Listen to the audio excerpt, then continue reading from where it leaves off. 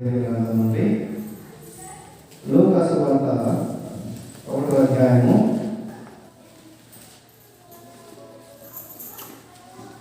26వ వచనం నుండి 38వ వచనం వరకు ధ్యానిద్దామండి.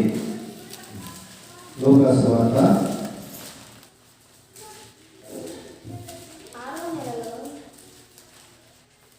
6వ నెలలో గాబ్రియేలు అను దేవదూత గలిలయలోని నజరేతు అనే ఊరిలో దావీదు వంశస్థుడైన యోసేపు అనే ఒక పురుషునికి ప్రదానం చేయబడిన కన్యక యొక్కకు దేవుని చేత పంపబడెను. ఆ కన్యక పేరు మరియా. ఆ దూత లోపలికి వచ్చి ఆమెను చూసి, దయాప్రాప్తురాలా, నీకు శుభము, ప్రభువు నీకు తోడై ఉన్నాడు అని చెప్పాను. ఆమె ఆ మాటకు బహుగా తొందరపడి ఈ శుభవచనం ఏమిటో అని ఆలోచించుకుంటుండగా దూత, మరియా, భయపడకము, దేవుని వలన నీవు కృప పొందితివి. ఇదిగో నీవు గర్భము ధరించి కుమారుని కని ఆయనకు యేసు అని పేరు పెట్టుదువు. ఆయన గొప్పవాడై సర్వోన్నతుని కుమారుడు అనబడును. ప్రభు అయిన దేవుడు ఆయన తండ్రి అయిన దావీదు సింహాసనమును ఆయనకిచ్చును. ఆయన యాకోబు వంశస్థులను యుగయుగములు ఏలును. ఆయన రాజ్యము అంతము లేనిదై ఉండునని ఆమెతో చెప్పాను. అందుకు మరియా, నేను పురుషుని ఎరగని దానినే ఇది ఎలాగ జరుగునని అనగా దూత, పరిశుద్ధాత్మ మీ మీదకి వచ్చును, సర్వోన్నతుని శక్తి నిన్ను కమ్ముకును గనుక పుట్టబోవు శిశువు పరిశుద్ధుడై దేవుని కుమారుడు అనబడును. మరియు నీ బంధువురాలు ఎలిజబెత్ కూడా వృద్ధాప్యమందు ఒక కుమారుని గర్భం ధరించి ఉన్నది. గొడ్రాలను పడిన ఆమెకు ఇది 6వ మాసము. దేవుడు చెప్పిన ఏ మాట అయినను నిరర్థకము కానేరదని ఆమెతో చెప్పాను. అందుకు మరియా, ఇదిగో ప్రభు దాసురాలను, నీ మాట చొప్పున నాకు జరుగును గాక నేను. అంతటా దూత ఆమె వద్ద నుండి వెళ్ళిపోయాను. సువార్త విషయంలో వచ్చేసరికి ప్రభు ప్రయాసపడి భారం మోసుకొస్తున్న సమస్త జనులారా నా యొద్దకు రండి, నేను మీకు విశ్రాంతిని అనుగ్రహిస్తాను. మత్తయి సువార్త 11వ అధ్యాయము 28వ వచనంలో ఈ మాట చెప్పారు. ఆయన రక్షించబడటానికి అందరినీ ఆహ్వానించాడు. ఆయన వాడుకోవాలంటే అర్హమైన పాత్రలుగా ఉండాలి. రక్షణకి అందరినీ ఆహ్వానిస్తున్నాడు. అయితే పిలువబడిన వారు అనేకులు, కానీ ఏర్పరచబడిన వారు కొందరే. ఎలాంటి వ్యక్తుల్ని ఆయన వాడుకుంటాడు అనే విషయాలు మనం చూసినట్లయితే ఈ మరియమ్మలో ఉన్న కొన్ని లక్షణాలు మనము ఈ సమయంలో చూద్దామండి. ఈమె గురించి దేవదూత ఏమని చెబుతుందంటే, దయాప్రాప్తురాలా, నీకు శుభము, ప్రభువు నీకు తోడై ఉన్నాడని చెప్పాను. మరియమ్మలో ఉన్న గొప్ప లక్షణం ఏంటంటే దయ కలిగిన స్త్రీ. ఆమె పెద్ద యెరూషలేములో అలానే పెద్ద చర్చిలో ఆమె లేదు, కానీ ఒక చిన్న గ్రామంలోనే, అది నజరేతు అనే ఊరు. ఆ ఊరి యొక్క పేరు ప్రతిష్టలు ఏమీ లేవు. మరియమ్మ ద్వారా ఆ ఊరు తెలవబడుతుంది, కానీ మామూలుగా అయితే ఆ ఊరు గురించి గొప్ప పేరు ప్రతిష్టలు ఏమి లేవు. కానీ ఆమె ఉన్న చోట ఎంతో భక్తిగా, ఎంతో దేవుని యందు భయభక్తులు కలిగిన దానిగా ఉన్నారు. కాబట్టి దేవుడు మనల్ని వాడుకోవాలంటే మనము ఉన్న చోట ఎంతో భయభక్తులు కలిగి ఉండాలి. ఆమె గుణాల్లో ఒక గుణం ఏంటంటే దయగలిగిన గుణం. కాబట్టి దేవుని పిల్లలకి ఉండాల్సిన లక్షణం ఏంటంటే దయగలిగి ఉండాలి. యేసు ప్రభు కూడా పేరులో కూడా పేరు ఏమని పిలుస్తారు? దయా అని పిలుస్తారు, దయామయుడు. కాబట్టి దేవుడు తన పిల్లల్ని దయగలిగిన వారిగా ఉన్నారని కోరుకుంటున్నారు. కారణం ఏంటి? దేవుడే దయగలిగిన వాడు కాబట్టి ఆయన మనల్ని ఎలా సృష్టించుకున్నాడు? తన పోలికలో మనల్ని సృష్టించుకున్నాడు. పోలిక అంటే బయట పోలిక కాదు. తన పోలిక అయితే రకరకాల రంగుల ప్రజలు ఉన్నారు కదా.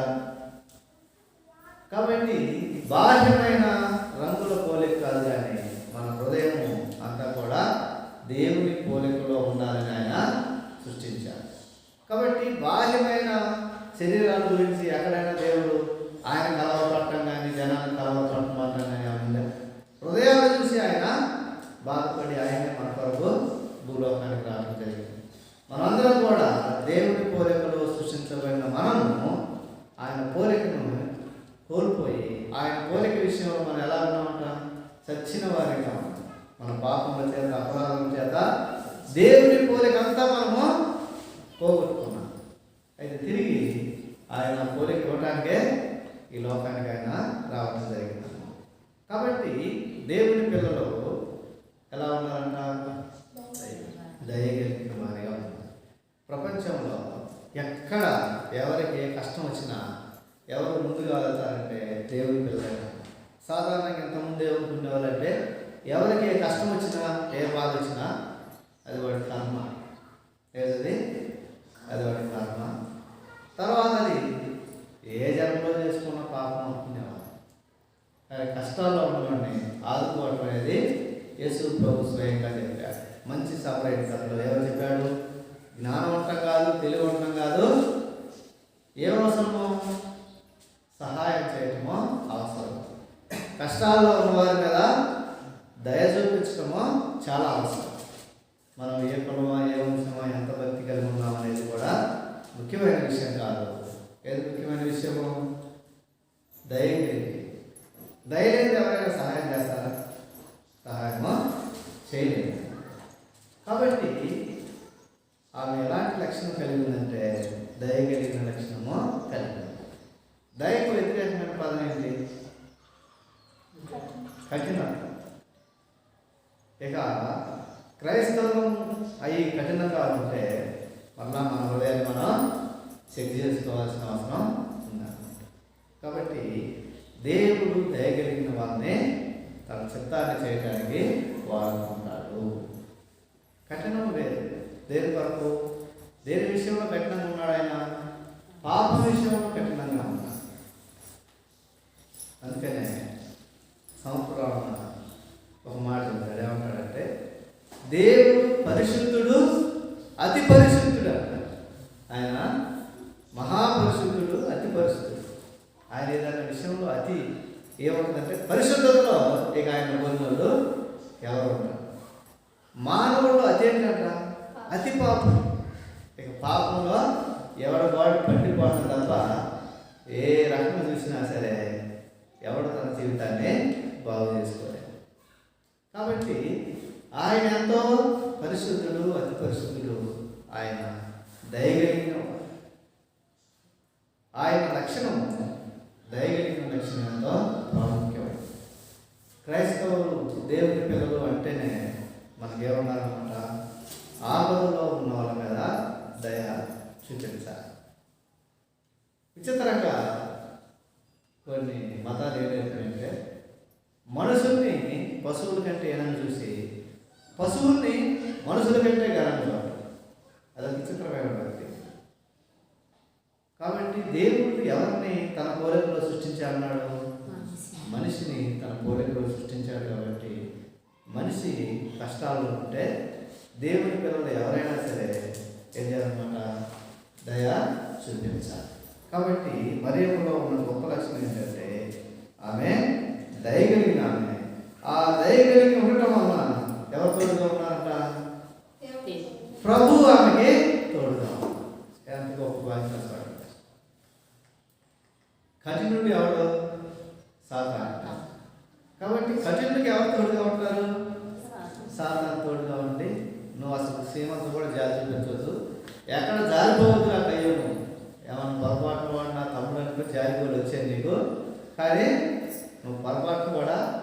సరిపడద్దని కఠినంగా సొంత తమ్ముడినే చంపేసిన అంతకుడైన అన్నగారు నచ్చింది ఎవరంటే సాతాను. కాబట్టి కఠినులతో ఎప్పుడు ఎవరు సహవాసం చేస్తారు? సాతాను గాడు కఠినతో సహవాసం చేస్తారు. ఇక అది క్రూరమైన స్వభావం. అందుకని ఆయన ఏమన్నాడు? నేను గొర్రెలకు మంచి కాపరిని. ఆయన మంచి గొర్రెగా పరిచయం చేసుకున్నాడు. లోక పాపంలో మోసుకొని పోవు దేవుని గొర్రెగా, అలాగనే మంచి కాపరిగా కూడా ఆయనే ఉన్నాడు. కాబట్టి ఆయన దయ చూపించే దేవుడిగా ఉన్నాడు. సాతాను గారి పేరేంటి? వాడు క్రూరమైన తొలి. క్రూరత్వము మనలో ఉంటే మనకు ఎవడు ఎక్కువ సపోర్ట్ చేస్తాడు? సాతాను గారు. నువ్వు తగ్గొద్దురా, ఎంత తగ్గాలని సరే, ఎంత వ్యర్థమని ఏదైనా నువ్వు తగ్గదు, నీ వెనకాల ముందు నీలో కూడా నేనుంటాని వాడు రేపే విషయాలు. కానీ మరి అమ్మ దయగలిగిన ఆమె కావటం వల్ల ఆమెకు ఎవరు తోడుకున్నారు? ప్రభు దేవుడు ఆమెకి తోడుగా ఉన్నాడు. ఇంకా ఆమె గురించి ఏమంటున్నాడంటే, ఆలోచించే ఆమె ప్రభు నీకు తోడు నేనని చెప్పగా ఈ మాటలు ఆమె బహు తొందరపడి ఈ శుభవచనం ఏమిటో అని ఆలోచించుకొనుస్తుండగా, మరియంలో ఉన్న లక్షణం ఏంటంటే ఆవేశము ఆయాసము కాదు, కానీ ఆమె ఏం చేసే స్త్రీ? ఆలోచన చేసే స్త్రీ అని. కాబట్టి దేవుడు వాడుకునేవాడు ఆలోచన కలిగిన వారిగా ఉండాలి, ఆలోచించేవారిగా ఉండాలి. అయోమయంలో ఉండడం కాదు, కానీ ఆలోచించేవారిగా ఉండాలి. ఆ విధంగా ఆమె ఆలోచిస్తున్నప్పుడు దేవుని దూత ఆమెకి ఏమైనా వాగ్దానం ఇస్తున్నాడంటే, మరియా భయపడకము, దేవుని వలన నీవు కృప పొందితివి. చూసావా ఏమన్నాడు? ధైర్యపరుస్తున్నాడు. భయపడకు మరియా, నీవు కృప పొందావు, దేవుడు నీకు తోడుగా ఉన్నాడు, తర్వాత దేవుని కృపను నీవు పొందావు. అవి దేవుని సైడ్ నుంచి వచ్చిన వాగ్దానాలు. ఆమె సైడ్ నుంచి ఆమె లక్షణాలు ఏంటంటే దయ కలిగిన ఆమె, అలాగే ఆలోచించే ఆమె. దయ కలిగి ఆలోచించే ఆమె జీవితంలో దేవుడు జరిగించే కార్యాల కోసం ఆమె ఎట్లా సిద్ధపరిచాడంటే, నువ్వు భయపడద్దు, దేవుడు నీకు తోడుగా ఉన్నాడు, దేవుడు తన కృపను నీ ఎడల చూపించడానికి దేవుడు ఇష్టపడుతున్నాడు. కాబట్టి మనం కూడా దేవుని యొక్క కృప పొందడానికి, దేవుడు తోడుగా ఉండటానికి దయగలిగిన వారిగా ఉండాలి. దయగలిగిన వారిని ఆయన దేవుడు తన యొక్క కార్యాల కోసం వాడుకుంటాడు, ఉపయోగిస్తాడు. తర్వాత దేవుని దూత అంటున్నాడు, ఇదిగో నీవు గర్భం ధరించి కుమారుడికని ఆయనకు యేసును పేరు పెట్టుదువు. ఆయన గొప్పవాడై సర్వోన్నతుని కుమారుడు అనబడును. ప్రభు అయిన దేవుడు ఆయన తండ్రి అయిన దావీదు సింహాసనమును ఆయనకి ఇచ్చును. ఆయన యాకోబు వంశస్థులను యుగయుగములు ఏలును. ఆయన రాజ్యము అంతము లేనిదని ఆమెతో చెప్పాడు. ఆమె అంతగా ఆలోచన చేయగలిగిన స్త్రీ అన్నమాట. గొప్ప విషయాలు చెబుతున్నాడు. దావీదు గురించి చెప్పిన ఆమె అర్థం చేసుకునే స్థితిలో ఉన్నారు. మరి యవ్వనంలో ఉన్న స్త్రీ, యవ్వనంలో ఉన్నవాళ్ళు యూత్ బ్యాచ్ పెద్దగా ఏమీ ఆలోచన చేయరు, అడావుడు చేయటం, మాకు ఇది కావాలి అది కావాలని అదే ఒక విచిత్రమైన లోకంలో ఉన్నారు ఈ రోజుల్లో. కానీ ఆమె ఏం చేసింది? ఆమె యవ్వనంలో దేవుణ్ణి ఎంతగానో అర్థం చేసుకునే స్థితి, దేవుని వాక్యాన్ని అర్థం చేసుకునే స్థితి. దావీదు గురించి చెబుతున్నా సరే ఆమె అర్థం చేసుకున్నాను. ఈమెకి వయసు అమ్మాయికి అర్థమైతే అర్థం కాదు అనుకోలేదు. దేవుని యొక్క ద్వారా విషయం వివరంగా చెబుతున్నప్పుడు ఆయన అంతా కూడా వివరంగా చెబుతున్నప్పుడు అర్థం చేసుకుంటా ఉన్నాను. ఇంకా ఆలోచిస్తుంది. ఏమంటుంది ఆమె? అందుకు మరియా, నేను పురుషుడిని ఎరగని దానిని ఇది ఎలాగో జరుగుతుందని దూతతో అనగా, దూత పరిశుద్ధాత్మ నీ మీదకి వచ్చును, సర్వోన్నతుని శక్తి నిన్ను కమ్ముకొను గనుక పుట్టబోవు శిశువు పరిశుద్ధుడైన దేవుని కుమారుడు అనబడును. ఏమని చెప్తున్నాడు?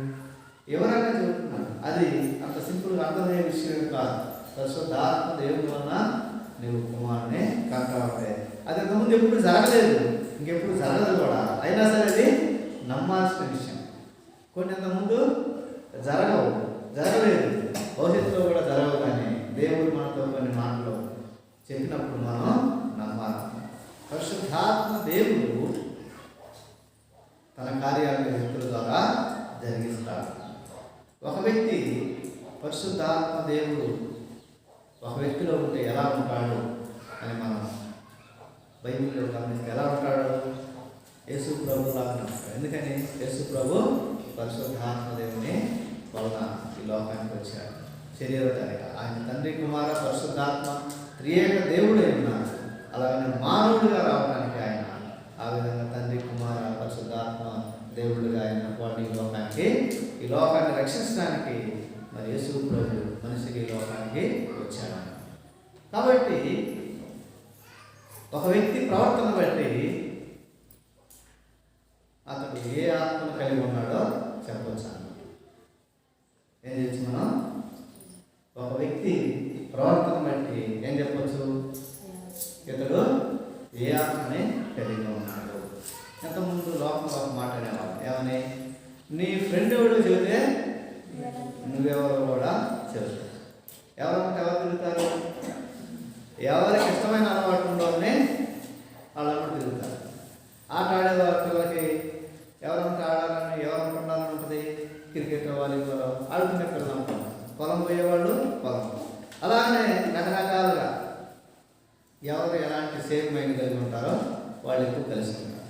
అలాగే నేను కొంచెం చదువుకున్న వాళ్ళ గురించి ఏమని చెబుతారంటే, నువ్వు ఏ పుస్తకం చదువుతావో నువ్వేమవుతావో చెప్పాలంటే, నువ్వు ఏ పుస్తకం చదువుతున్నావో చెబితే నువ్వేమవుతావో చెబుతాను.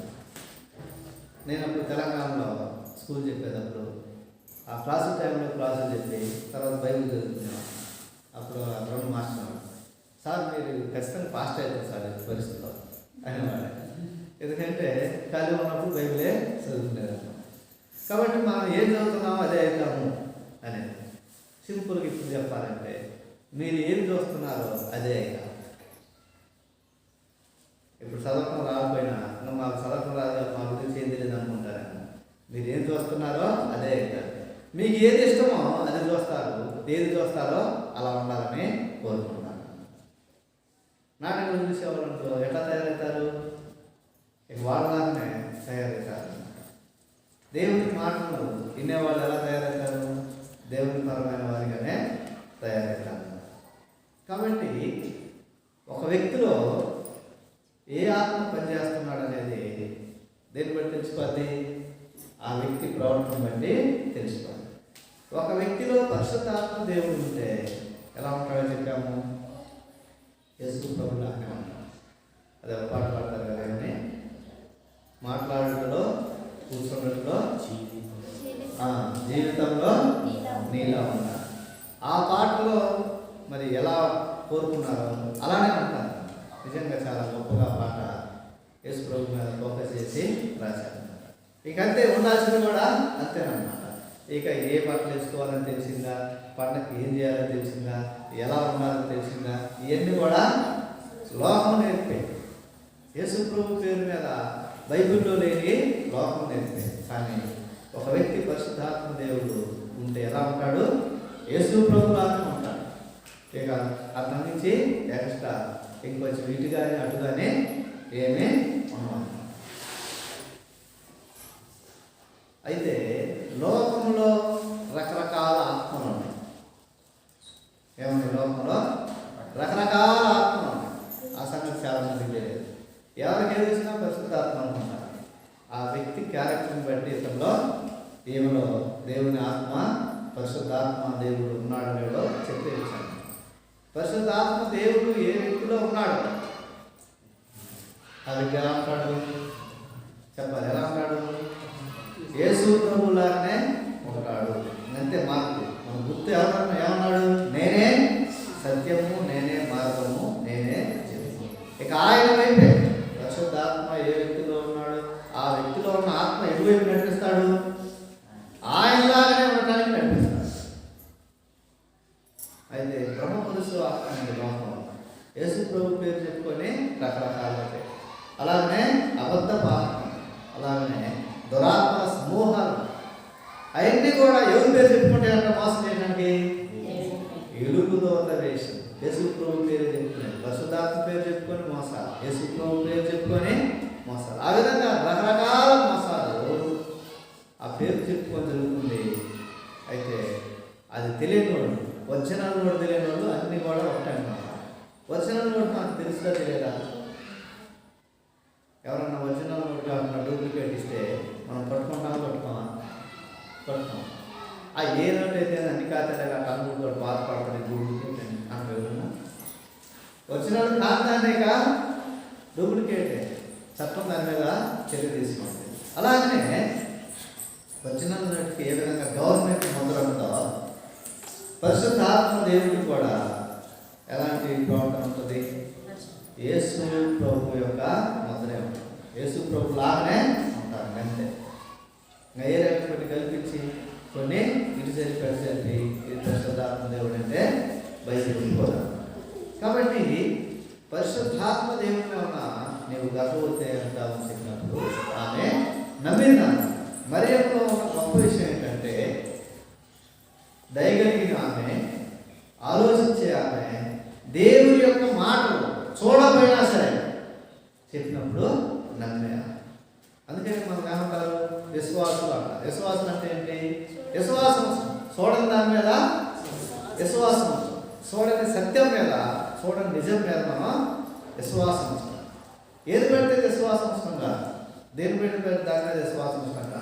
మన విశ్వాసము మన ప్రభు అయిన రక్షకుడైన యేసు ప్రభు మీద, ఆయన ప్రవర్తన మీద, ఆయన కార్యాల మీద, ఆయన మరణం మీద, ఆయన పునరుత్థానం మీద.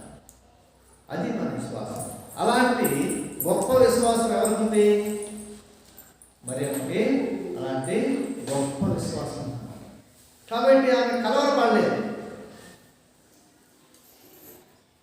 గాబ్రియేలుతో చెప్పినప్పుడు ఆమె కలవరపడలేదు. కలవరపడకుండా ఆమె ఏం చేసింది? విశ్వాసం ఇచ్చింది. కాబట్టి నిజంగా దేవుని యందు భయభక్తులు కలిగిన వాళ్ళు విశ్వాసం ఇస్తారు. అలాగే ఆమె విశ్వాసం వచ్చింది. తర్వాత ఒక సహాయాన్ని కూడా, ఒక తోడుని కూడా ఎవరు చెప్పారు? గాబ్రియేలు దేవుడికి చెప్పింది. కాబట్టి ఆయన పనుల మీద, ఆయన కార్యాల మీద మనం వెళ్తున్నప్పుడు మనకు కావాల్సిన తోడు సహాయం కూడా ఎవరు చేస్తారు? దేవుడే చేస్తారు. అయ్యో నేను ఒక్కదాన్ని ఊళ్ళో ఉన్నాను, మరి నేను ఎలా నిలబడగలను? ఇది చాలా కష్టమైన విషయము. ఒక స్త్రీ వివాహం కాకుండా గర్భవతి అయితే అది సమాజం మరి సహించే విషయం కాదు. కాబట్టి నా పరిస్థితి ఏందని నాకు కలవరపడలేదు. ఆమె దేవుని మీద అలా విశ్వాసం ఉంచినప్పుడు ఆమెకు కావాల్సిన తోడు కూడా, సహాయాన్ని కూడా ఎవరు తెలియజేశారు? దేవుని దూత ద్వారా తెలియజేశారు. ఆ విధంగా దేవుని దూత ఏమని చెప్పాడు? మరియు నీ బంధువురాలు ఎలిజబెత్ కూడా తన వృద్ధాప్యం ముందు ఒక కుమారుని గర్భం ధరించినది. గొడ్రాలను వెళ్ళిన ఆమెకు ఇది 6వ మాసము, ఇది 6వ నెల. కాబట్టి ఒక మంచి సపోర్టు ఏర్పాటు చేశారు. నిజంగా మనం దేవుని చేత వాడబడాలనుకుంటే దేవుని లక్షణాలతో ఉండాలి. దేవుని యొక్క గుణాలు మనం కలిగి ఉన్నప్పుడు దేవుడు తన కొరకు గొప్ప కార్యాలు చేసే వాళ్ళనే వాడుకుంటాడు. దేవుడు వాడుకునేటప్పుడు తగిన సహాయాన్ని కూడా ఎవరు చేస్తారు? దేవుడు చేస్తారు. అర్థం తేలన్నట్టు, ఆ గొప్ప భక్తులు అన్నట్టు దేవుడు చిత్తమైన దానికి ఏది కూడా దేవుడు తక్కువ చేయడు. ఒకటి దేవుడి చిత్తం అనుకో, ప్రారంభిస్తే ఆయన తప్పకుండా ముగిస్తారు. దేవుడి చిత్తమైనవి అవి ముగించకుండా ప్రారంభంలోనే ఆగుతారు. మనం ప్రారంభిస్తే ప్రారంభంలో అడావుంటుంది, కానీ ఆనందంలో అవి ఏమైపోతాయి కూడా ఆకర్షణ. కానీ దేవుడు ఏదైనా ఒకటి ప్రారంభిస్తే ఆయన ముగింపు చూసేవాడు, ముగింపు ముందే చూసేవాడు. కాబట్టి ఆ యొక్క మాటని ఆమె నమ్మింది. నమ్మిన ఆమెకి ఆ యొక్క సహాయాన్ని, ఆ తోడుని ఉంచాడు. ఈ యవనస్తురాలైన ఏమిటి ఎవరు తోడించాడు? ఎంతో అనుభవం కలిగిన పెద్దలని. వాళ్ళు ఎంత అనుభవం కలిగిన వాడు? దేవుని యొక్క సకల విధమైన ఆజ్ఞల వాళ్ళు చిన్నకలేరు. ఎట్లా ఉన్నారు వాళ్ళు? దేవుడి దగ్గరే వాళ్ళు నీతిమంతులని పేరు తెచ్చుకున్నారు. కాబట్టి దేవుడు పరిశుద్ధులకి పరిశుద్ధులనే జత చేస్తారు. ఎవరిని అట్ట నుంచి ఎన్నో కట్ట చదువుకొని పోమని అనే పరిస్థితి కాకుండా ఆయన మరి ఏక మనసు కలిగిన వారిని తోడు చేస్తాడు. జరగబోయే కార్యము, యేసు ప్రభు ఈ లోకానికి రాబోయే కార్యము చాలా గొప్ప కార్యం, చాలా త్యాగభరితమైనది. కాబట్టి దానికి అలాంటి గొప్ప భయభక్తులు కలిగి, గొప్ప త్యాగం కలిగి, గొప్ప ఆలోచన కలిగిన వారిని దేవుడు వాడుకోవడము జరిగింది. ఆ విధంగా సహాయము మరి ఎలిజబెత్ వాళ్ళ మొక్కల్లోనే తోడు చేయటం అనేది నిజంగా దేవుడు మరి ఒంటరితనంలో విడిచిపెట్టగా ఆయన ఎప్పుడు కూడా శిష్యులు కూడా ఏం చేశాడు? ఇద్దరిద్దరుగా పంపించాడు.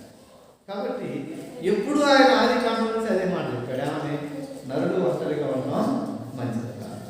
వాళ్ళు పెళ్ళైన వాళ్ళైతే, భార్య భర్తలు పెళ్లి కాని వాళ్ళైతే ఇద్దరు సహోదరులు కానీ ఇద్దరు సహోదరులు కానీ అట్లా తోడుగా ఉండాలి అనేదే దేవుడు మరి తెలియజేసింది. ఆ తోడు కూడా లెక్క చేయకుండా పోయి ఆమె ఏం చేసింది? సాతాను వల్ల చెప్పుకుంది. అవ్వ పక్కన తోడుకున్నాడు ఏదైనా పోతే ఇద్దరం కలిసిపోదానిపోతే అది ఎట్లా ఉండేదా కానీ వాళ్ళతో ముందు ఏమైనా ఆలోచన చేసి ముందుకు పోయేవాళ్ళు లేదా కానీ ఆ ఉన్న తోడు ఏం చేసింది? పక్కన పెట్టి లెక్క చేయకుండా ఆమె సొంతంగా చేసింది. కాబట్టి మనం దేవుడు మనకు తోడిచ్చినప్పుడు వాళ్ళతో కలిసి ప్రార్థన చేయడం, వాళ్ళతో కలిసి పనిచేయడం మనకి క్షేమం. కాబట్టి మరియమ్మ ఆ తోడుని కూడా విని సంతోషించింది. ఆమెతో కలిసి ఉండటానికి తర్వాత వెంటనే వెళ్ళిపోతాను. ఆ విధంగా దేవుడు జతపరిచిన తోడు మనకెంతో ఆశీర్వాదకరాన్ని, ఆనందాన్ని ఇస్తుందన్నమాట. ఇక మరియమ్మ ఏమన్నదంటే ఆ మాట వినుకుంటుంది. అందుకు మరియా, ఇదిగో ప్రభు దాసురాలను, నీ మాట చొప్పున నాకు జరుగును కాక అని అంతటా దూత ఆమె నుండి వెళ్ళాను. మరియమ్మ సంపూర్ణంగా నమ్మి సంపూర్ణంగా లోపడతారు. ఈ దాసురాలకి మీరు ఎలా చెప్తే అలాగా జరుగుతారు. దూత కూడా ఏమన్నాడు? దేవుడు చెప్పిన ఏ మాట అయినను నిరార్థకము కాదని ఆ నేరని ఆమెతో చెప్పారు. మరి దేవుని మాట ఎప్పుడైనా సరే వేస్ట్ కాదు. ఈ లోకపు మాట ఏమైనా అర్థమైతే కానీ దేవుని కోసం చేసింది దేవుని మాటలు ఈ రెండు మనిషికి ఎప్పుడు అర్థం కాదు. దేవుడి మాటలు దేవుడి కోసం చేసింది ఎప్పుడు అర్థం కాదు. మిగతాయి ఎంతో ఉపయోగం అనుకున్నా సరే అవి ఒక రోజు ఏమైపోతాయి? అర్థమైపోతాయి. మానవ యొక్క జ్ఞానం కూడా ఎదురైపోతాయి. జ్ఞాని ఏమైనా శాస్త్రి అయ్యేవాడు, ఈ లోక తత్వవాది ఏమైనా, వాళ్ళందరూ కూడా జ్ఞానాన్ని వివేకమును శూన్యపరుచమంటారు. కాబట్టి ఈ విధంగా మరియమ్మ ఆమె ఈ లోకపరమైన బాహ్యమైన వాటికంటే ఆమె అంతరంగంగా గొప్ప క్యారెక్టర్ కలిగిన వ్యక్తిగా మనం కనపడుతున్నాం. కాబట్టి దేవుడు వాడుకోవాలంటే మనం మంచి క్యారెక్టర్, అర్హమైన పాత్రగా పౌలు గారు కట్టినట్టు దేవుడు వాడుకున్నటకు అర్హమైన పాత్రగా నేను మీరే సిద్ధపరుచుకో. దేవుడు నేర్పిన విషయాలు నన్ను భయభక్తులు కలిగి ఉండు అని తిమోతికి పౌలు గారు హెచ్చరిస్తారు. కాబట్టి మనం కూడా దేవుడు అనుకున్న తర్వాత ఎలా సిద్ధపడాలి? మనం దేవుడు వాడుకునే పాత్రగా మనం సిద్ధపడాలి. అందుకని కేరీ గారు అంటారు, ఏమంటారు? దేవుడి నుండి గొప్ప కార్యాలు ఆశించండి, దేవుడి కొరకు గొప్ప కార్యాలు తలపెట్టండి. మనం సాధారణంగా దేవుడి మన కొరకు గొప్ప కార్యాలు చేయాలని ఆశపడతాము, మంచిదే. కానీ మనం కూడా ఏం ఆశ కలిగి ఉండాలి? దేవుడి కొరకు గొప్ప కార్యాలు చేయాలి అని ఆలోచన కలిగి ఉండాలి. ఆయన మన కొరకు ఎన్నో చేశాడు, మనం కూడా ఆయన కొరకు ఎన్నో చేసేవారిగా, ఘనమైన చేసేవారిగా మనం ఉండాలి అనే ఆలోచన మనం కలిగి ఉండాలి. కాబట్టి ఆ విధంగా మనము ఆత్మీయంగా పసిపిల్లల వరే ఇంకా మనము దేవుడే ఇది చేయాలి అది చేయాలని ఇంకా ఆయన పనే కానీ మనం ఆయన పని చేసేవారిగా ఉండకుండా ఉండేవారిగా మనం తయారు కాకుండా ఎలా ఉండాలి? మనం దేవుడు వాడుకునే పాత్రలుగా మనం ఉండాలి. నిజంగా దేవుడు వాడుతుంటే ఎంత ఆశీర్వాదం. ఆమె పెద్ద ధనవంతురాలు కాదు, వాళ్ళ ఊరు కూడా పనికొచ్చే ఊరే కాదు. అంతేనా? ఏమన్నాడు నతానియేలు? నజరేతు నుండి ఏదైనా మంచిది, కానీ దేవునికి లోబడే వాళ్ళని ఎక్కడున్నా సరే తగిన ఆయన వాడుకొని ఆయన సాధనాలుగా ఉపయోగించుకొని వారి జీవితాన్ని గొప్పగా ఆశీర్వదిస్తారు. నిజంగా దేవుని చేతిలో ఉండటము, దేవుడి కొరకు వాడబడటం అనేది అది మన జీవితానికి ఎంతో ఆశీర్వాదకరం. దేవుడిని మనం వాడుకోవటం కాదు, కానీ ఎవరు వాడుకోవాలి? దేవుడు మనం వాడుకోవాలి. దేవుడు మనం వాడుకుంటే అప్పుడు మన జీవితానికి ఒక అర్థం పరమార్థం ఉంది, మన జీవితము ధన్యమైన. ఎన్నాళ్ళైనా దేవుడిని వాడుకోవటమే అది చెప్పి ఇది చెప్పి ఆయన పని చెప్పి మనం పొరపాటు అయిపోతే మన జీవితాలు వ్యర్థమైపోతాయి. మన జీవితాలు అర్థమైనవిగా ఉండాలంటే ఏం జరగాలి? దేవుని చేత వాడాలి. దేవుని కొరకు, దేవుని మహిమ కొరకు